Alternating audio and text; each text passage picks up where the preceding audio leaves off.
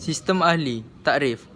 Satu sistem yang melatih penduduk tempatan untuk menerajui pentadbiran Tanah Melayu. Sistem ini dibuat pada Januari 1951 hingga Jun 1955. Idea dicetuskan oleh Dato' Onn Jaafar setelah berunding dengan Sir Henry Gurney. British bersetuju dengan sistem ahli kerana selaras dengan konsep dekolonisasi. Kedua, mengurangkan tekanan daripada PKM. Ketiga, elakkan rakyat tempatan terpengaruh dengan PKM. Sistem ahli. British memperkenalkan sistem ahli kerana satu, menjadikan pentadbiran negara Kenya dan Rohingya Utara sebagai model. Kedua, selaras dengan hasrat British menjalankan dasar dekolonisasi. Ketiga, dapat mengurangkan tekanan PKM. Keempat, dapat melatih penduduk tempatan merajui pentadbiran. Sistem ahli. Faedah sistem ahli pertama, akan mengurangkan tekanan daripada pihak Parti Komunis Malaya. Ciri-ciri sistem ahli pertama, satu sistem kabinet bayangan yang terdiri daripada beberapa orang pegawai tadbir dan tokoh masyarakat untuk memegang jawatan yang dibentuk. Kedua, anggota sistem ahli dikenali sebagai ahli, contoh ahli ehwal dalam negeri. Ketiga, pelantikan ahli dibuat oleh Pesuruhjaya Tinggi British dengan persetujuan Majlis Raja-Raja Melayu. Keempat, ahli terdiri daripada 9 orang anggota iaitu 5 orang penduduk Tanah Melayu dan 4 orang pegawai Inggeris. Keempat, ahli-ahli diletakkan di bawah kuasa Pesuruhjaya Tinggi British. Sistem ahli. Tugas sistem ahli. Ahli yang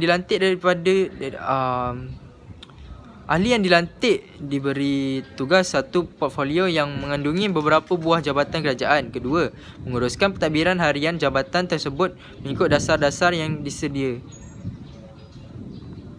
Ketiga, bertanggungjawab mencadangkan undang-undang yang berkaitan dengan jabatannya. Kepentingan sistem ahli. Pertama, tapak asas yang penting untuk melatih orang tempatan ke arah kerajaan sendiri. Kedua, memerlukan proses perpaduan kaum di Persekutuan Tanah Melayu.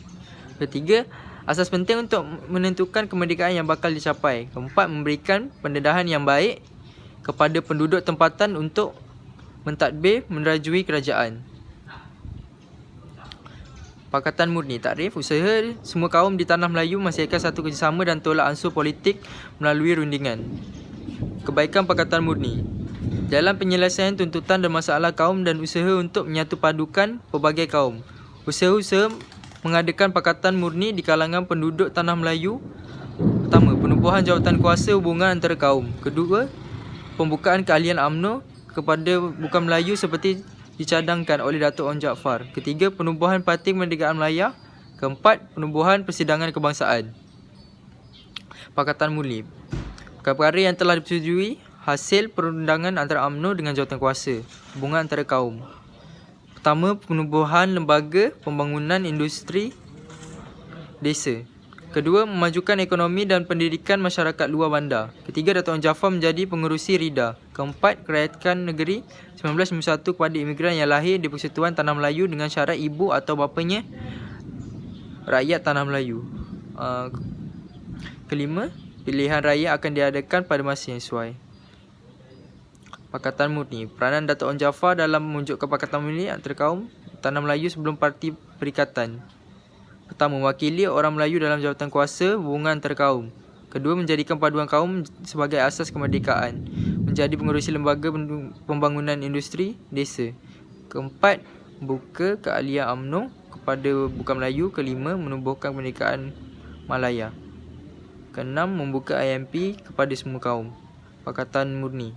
Sebab Dato' Onn Jaafar membuka keahlian Parti Kemerdekaan Malaya kepada semua kaum. Konsep kerjasama pelbagai kaum dalam sebuah parti. Kedua, semua kaum dapat bekerja untuk kemerdekaan Persekutuan Tanah Melayu. Ketiga, perubahan politik yang berlaku di Tanah Melayu ketika itu. Keempat, orang Melayu tidak lagi menjadi rakyat tunggal negara ini. Orang bukan Melayu turut menjadi rakyat Persekutuan Tanah Melayu. Usaha-usaha mengadakan Pakatan Murni dalam kalangan penduduk di Tanah Melayu sebelum penubuhan Parti Perikatan. Membentuk jawatan kuasa hubungan antara kaum CLC yang dianggotai kaum Melayu dan Cina. Kedua, India. Pada bulan Ogos 1949, CLC turut disertai orang India. Ketiga, tujuan menjadikan perpaduan kaum sebagai asas kemerdekaan. Keempat, rundingan mengadakan perundingan antara UMNO dan CLC. Pakatan Murni. Usaha mewujudkan Pakatan Murni sebelum kemerdekaan. Penubuhan kuasa hubungan antara kaum. Kedua, pembukaan keahlian UMNO kepada kaum bukan Melayu. Ketiga, penubuhan Parti Kemerdekaan Melayu atau IMP. Keempat, penubuhan persidangan kebangsaan. Kelima, Pakatan Murni pra-perikatan. Maksud Pakatan Murni.